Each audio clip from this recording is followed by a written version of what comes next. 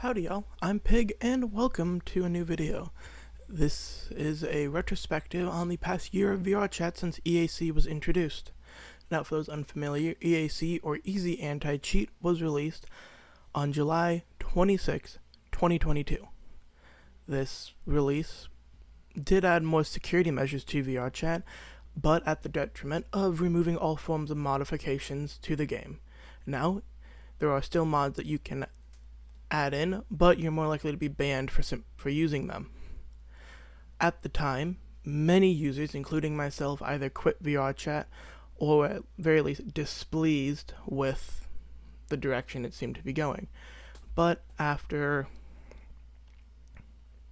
days of this kind of standoff, VRChat decided to keep Easy Anti-Cheat, but they would add a lot of the features that were initially mods to the main game. In my case, it was mostly a lot of accessibility features to make the game run better, have haptic feedback when I would interact with players, and in some cases, allow the ability for music controls in-game. Some of these features have been added, others you can get but not through VRChat itself. So, this video is a retrospective on the last year of every single update, seeing what was added, what can still be added, and then at the very end, what you can add yourself to add some missing features that are not yet added or will probably never be added as official features. So, if that intrigues you, watch along. If not, hey, there's always other stuff on the channel. But let's get into it. Hi y'all, this is Editing Pig here, and I realized when I went into the change of mentioning VRChat, adding EAC into just describing the new patch notes, I didn't actually give the reason, or at least suspected reason, for as to why EAC was even added. And that's what I'm going to do in this short section. So, as someone who uses mods for quality of life reasons, and that's what the vast majority of people using mods were doing, it was disheartening when EAC was announced. And like I previously have mentioned, a lot of people either took a break from VRChat or all out quit it around that time. And the reasoning behind it is very misleading. Some statements that I've been able to find through news articles were that, it's to prevent hacking and crashing especially.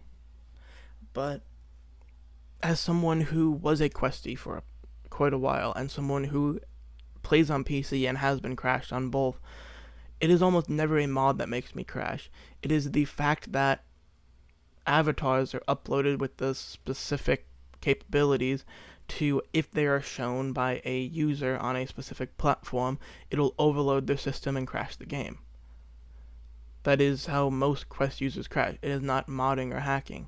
Now, I have experienced some negative mods of being locked in place when I go into a world and not being able to move, and other nefarious things of the sort. But it was never a issue I felt like mods needed to be banned. Now, there was speculation around the time because VRChat was trying to be more of a company, and along with that, PlayStation VR 2 was announced. There was rumors that they were trying to make it to where VRChat could go to PlayStation consoles in the same way that Rec Room is on Xbox and PlayStation, that they could have more players that way. None of those have been confirmed well over a year later. No additions or even discussions of those being added. So I doubt that was one of the reasons, but that was something that did float around in some of the groups I was in. But looking back, I don't think that was true. But that's kind of all the section is. It's giving blanket reason for why it was said. There actually is a small point of saying that for them, they didn't want to have to accommodate for mods, so they just wanted to get rid of them, which is understandable, but there are also plenty of other games like Beat Saber where they don't accommodate for mods, they just don't mess with them. So if an update breaks the mods, they don't care. It's up to the mod developers to fix them and get it for people to use. Which I wish VRChat would have went that way, but obviously we're a year into this decision, and as you'll see throughout the video, they have made strides to at least make the base game better. So with that, I'll let y'all get back to the video. 10 days after the introduction of EAC on August 5th, 2022, VRChat had its first update. In this update, Horizon Adjustment was added, which allowed players to play VRChat while laying down flat on their bed. Along with this, personal mirrors were added, so Worlds Without Mirrors now had mirrors wherever you wanted to place them, but even to this day, you can only place one at a time. The ability to move the menu around was also added, which was a mod I used myself actually. And the last major feature in this update was portal confirmations, which is a setting that you can turn on that makes it so that when you walk into a portal, you don't automatically teleport. You have to confirm that you want to go in. Now, the very end of August came the next update, and this had a lot more of the accessibility features that us as users were looking for. Major one being chat boxes. So, for those unfamiliar with VRChat and haven't played recently, chat boxes allow users who either biologically are mute or just choose not to talk to still communicate. It appears a keyboard in front of you, you can type on it, and then the message will appear above your head. And then that seemed like a small thing, but it was one of the major mods that I did see back on pre-EAC VRChat. In the same vein, VRChat kind of did a few updates to get back into the good grace of players, because one of the mods that was very popular at the time was increasing your free avatars, and just in total, if you paid to VRChat Plus, the number of avatars you could favorite.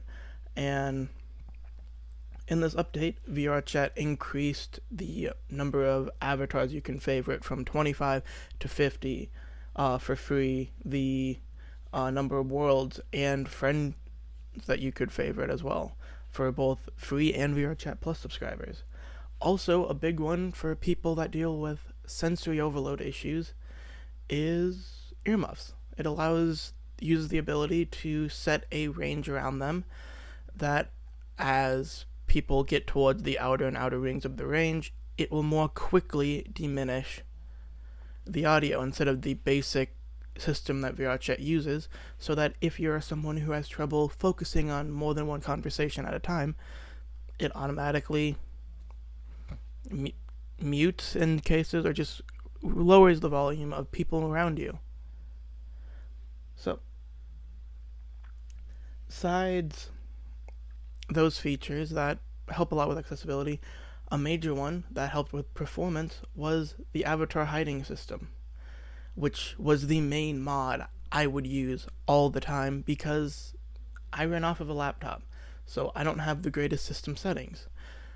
And without the ability to hide avatars automatically, I was kind of stuck in a situation where I would have to seek out players and turn off their avatars to be able to just enjoy the game as intended.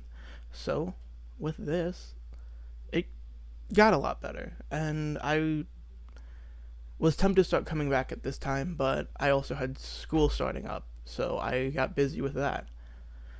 But it is nice looking through the patch notes and seeing that the developers did care and did work change, because even though these were the only major updates, they went back and they added the ability to, if one avatar is offensive, like someone's wearing some nude avatar or just like an offensive joke avatar, you can click on them to hide it, and it'll hide it across all players wearing the same avatar. And that's really all there was. But it continues into October of 2022. On the 12th, we had by far probably one of the biggest updates of VRChat at the time, the menu 2.0. It completely revamped the quick menu and the main menu of the game to the point where, sadly, I don't really want to use other people's footage, and it would take a while to go through videos and find it. I can't exactly show you what it used to look like, because I started this channel fairly recently, and I didn't even think to start recording my gameplay or anything around this time. So it's at this point, the menu is honestly still a little confusing for me. It's so much nicer. Everything is in better places, but having gone from using that classic menu for well over a year and a few months at that point, it was shocking coming back and seeing everything in all these different areas. But it did make the game feel more modern and the UI felt better. Finding worlds and choosing new world instances is so much easier and better now. But this, again, honestly could deserve its own video. Sadly, that's in the past. But if you are someone who does have issues with figuring out what to do in the menu, leave a comment. I would more than willing to make a video on something a bit old and outdated, if even it would help a few people to understand where stuff is and how to change stuff. In the same update, the HUD also got a revamp to where now you could show certain parts of it, change the opacity completely, and that's one of the few things that doesn't seem like you would even think would have been used in the game before. Like, it seemed like, oh, it's just automatically in most games because you're, again, so used to the AAA studios. In the same way, the color blindness features were added in this same update, along with screen brightness, which is something that I personally would use outside software to dim until I realized I can just use it in-game. Because I haven't looked through the patch notes until this video, so I've learned a lot more, and anything that you guys, I'm more than willing to make videos on. But back to the point,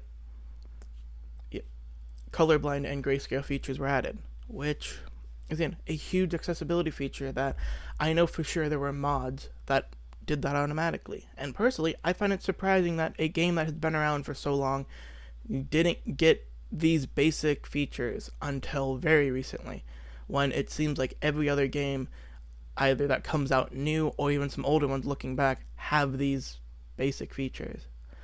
But they're here now, and that's what matters for anyone who's new or people who have played before. Also added, which is something I mentioned during the opening, avatar haptics. You could finally interact with avatars in-game. Not meaning with how dynamic bones work. It was if you touched a dynamic bone of someone's hair, the controller would send a little vibration letting you know you're in contact with someone. And for me, that added so much immersion with my mods. I was sad when that was removed. But having it back now has given back some of that joy and some of that immersion that I personally lost as an individual who does not have phantom sense.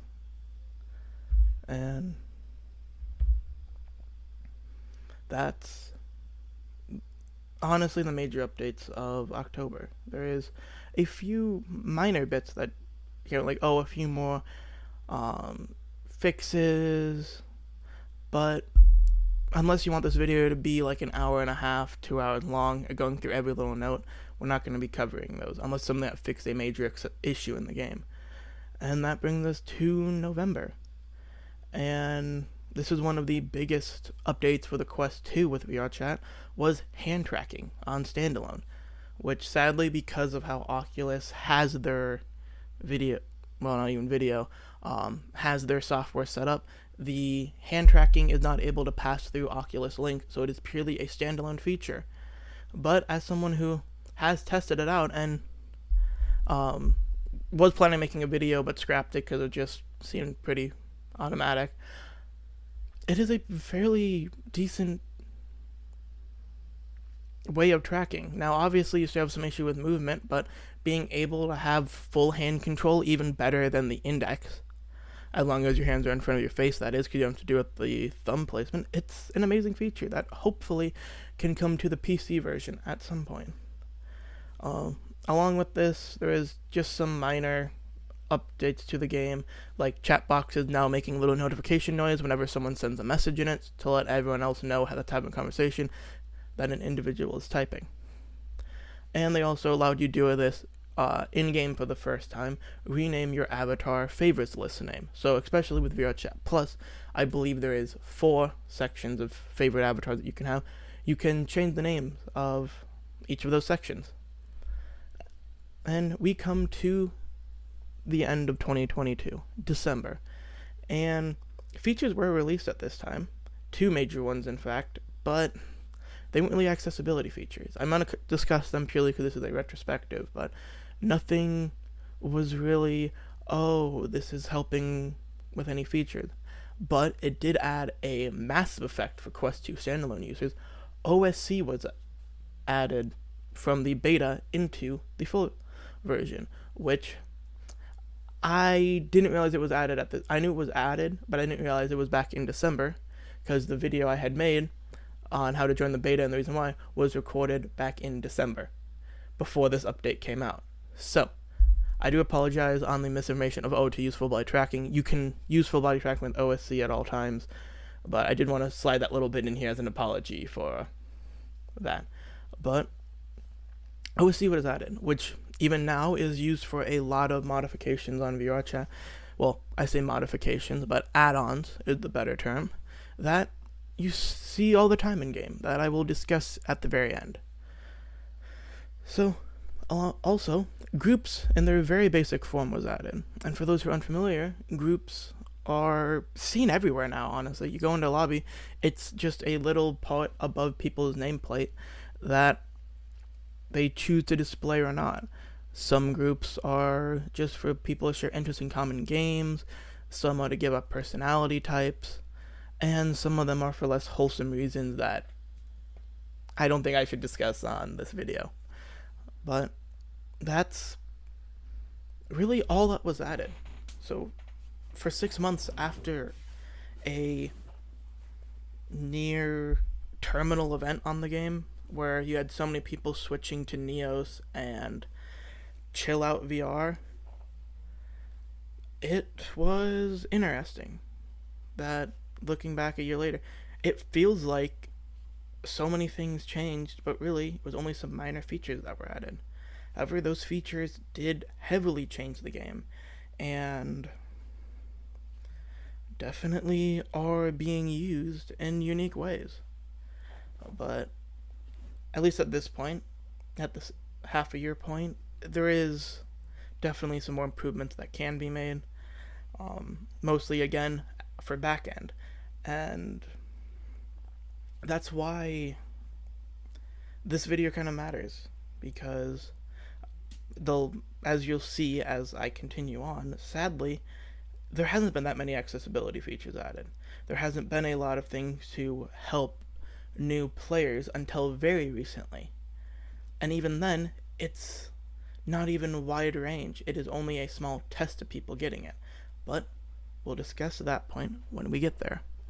So, going into 2023, there wasn't that many features done. There was a kind of interesting feature. The volume settings for the game were switched to be more logarithmic, to work with how our ears actually hear. But besides that, there was just some tiny features like, if a user is earmuffed, you now have a little icon below their name that shows that they have the earmuff settings on, which is good. It does add some more just small quality of life fixes. But me personally, around this time, and as those who have seen my updates on this channel, I was personally running into issues where I couldn't even play the game at this point. There was stuff going on either with background or my own system. I still don't even know, because now nothing has changed on my system, but everything runs just fine. It leads me to believe it might have been a back-end thing with the game at all. That I still have no clue. But looking more into all the updates, it definitely was them changing the mods and everything. Not really changing the mod, them changing the back end. Looks like there were some minor updates and stuff that did end up making the game run better. So even though I don't have the time to go through and name every little bit that was fixed, even though it doesn't look like we are getting major features, there was a lot of back-end stuff going on, and that back-end brought the game to a much more playable state, and made the game run so much smoother. Now, continuing with the point of this video, there was a feature that I didn't realize was added that in the first take of doing this, I went on a tirade of ranting and stuff because there was a portion that was added where they now had in the report options for modding slash hacking users, which I do understand why it's there. But there are also other problems with this game that I feel more so deserve of reporting. Big case, again, I don't fully know VRChat's policy for playing the age range, but when it comes to many users on this game are under the age of 13, which is like the minimum to play VR, at least at the moment. I have heard that Facebook is lowering their age requirement, but having a report option for something that such a minority of users is using, I just felt was useless.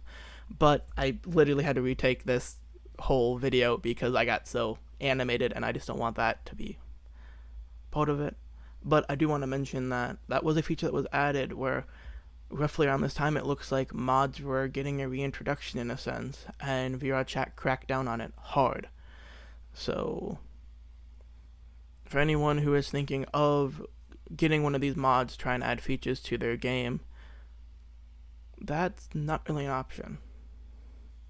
So, continuing with the updates though, April had a update that really only affects the rich players of VRChat, I would say. On Quest Pro, they added native eye tracking, which was interesting, but as someone who didn't have the money or the want to drop $1,500 on a headset, that is just way out of league.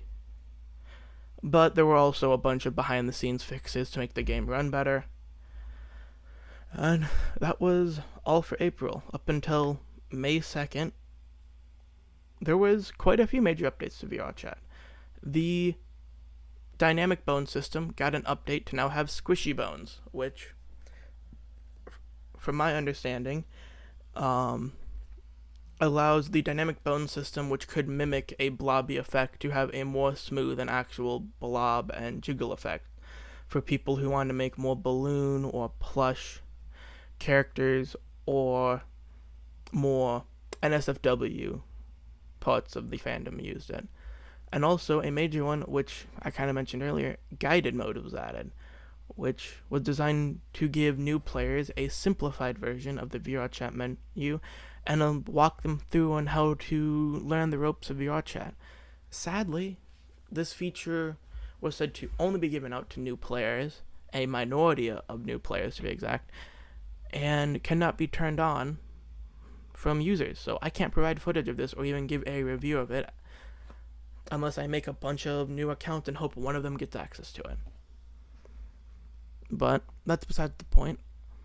They did say they would be working on it, so hopefully it gets enough updates to have something of importance be actually used in the main version of VRChat.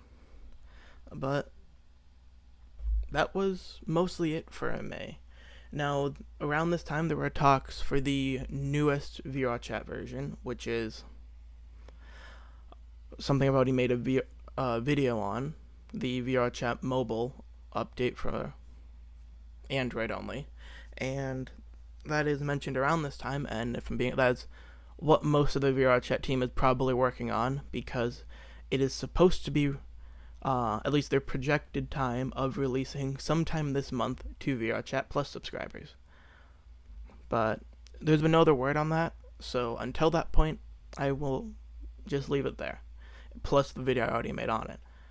Then we come to where we are now in June. There is two major points to this update, one for paid users and then a major overhaul for groups.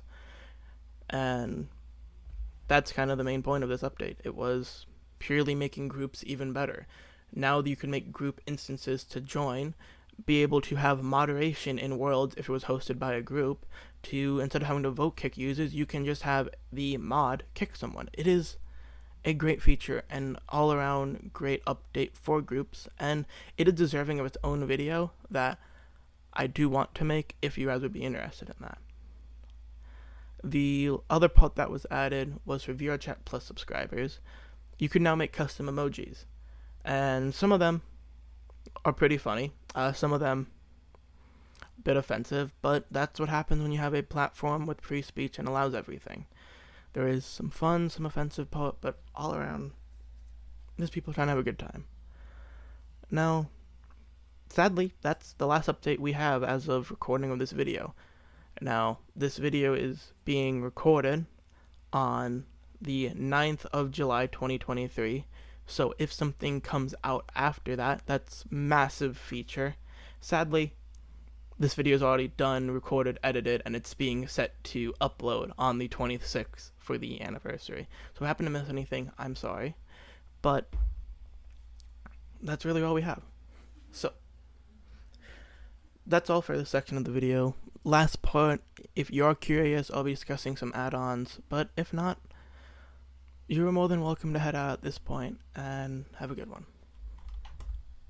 Okay, so additional add-ons. I'm really going to talk about two because it's what I personally use. One of which I'm still learning to get set up, but I know what it's capable of doing. So personally, to get back my music controls that I lost, I use OVR Toolkit. It's about $10. Yes, sadly, you do have to pay for it, but it has plenty of other features like being able to see my system usage on CPU, GPU, my time in VR, being able to hold windows and set stuff up. Just genuinely for trying to do content creation personally, I've loved using it. I know there are other solutions that do similar things, but personally, I use OVR Toolkit. But that's also just for general VR. When it comes to VRChat specific, I've dabbled in starting to use VRC OSC, which is an add-on that makes it, there's plenty of features it does add. The main ones that I've seen it used for is having a little chat box below your username that has music you're listening to, heart rate, general status stuff, timer for how long you've been AFK. So a lot of interesting and useful features that do add a bit more to kind of express yourself that I find interesting. So I've been learning how to use it. Once I do figure it out, I will make a full video on it. Because as far as I've seen trying to find videos, I've only found a few and they don't really describe fully how to get like the music display working, which is what I'm trying to do. And I'm just having a lot of issues with that. But once I do get that all figured out, I will definitely make a full long form video on it. But that's all for this video. So yeah, it's been an interesting year with VRChat. Sadly, I was gone for about 4 months of it, and mostly because of college, and also just because I was not a fan of what's going on in the game. But in that, at least the latter half, I did create this channel, and I've been working to add more to this channel, and definitely change up the kind of content I do, and change up the way I'm doing it, as this video is, instead of being a sit-down in VRChat, it's a voiceover with lots of editing I plan on doing. But if you do like this new style of video, let me know. I'm no issue making more videos like this. Or if you prefer the more chill, sitting down in VR, having kind of like a discussion as friends, let me know what you prefer. And I'll definitely do both of them going forward, based on whatever the video would be more interesting with. So, have a good one, y'all. Be good people. And be kind to one another.